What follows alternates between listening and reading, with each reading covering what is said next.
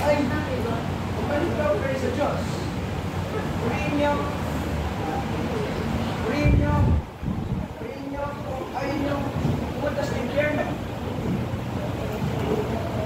Hindi niyo ang pinapagawa sa amin kung gusto niyo pumunta sa langit. Makinig kayo! Ba't hindi kayo nakikinig? Ba't hindi ka nakikinig?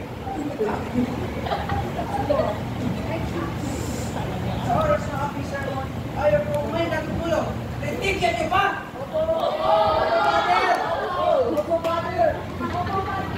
Ano ba pala para sa aman ng kasalanan?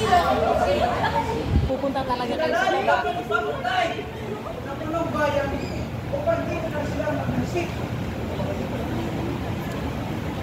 sa kanilang kasamaan. Gaya ng magulang na may ganyang angas na kaparasan na mamatay sa kulungan. Hindi dapat sila narinig. Ngayon,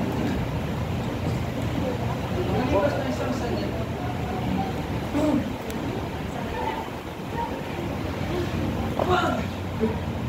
Wag Ibarra! Tama na! Ibarra! Ang manhin! Nagkasadyang alpusta ng iyong ama! Ibarra! Tama na! Bababa ang hawak mo! Huwag mo ako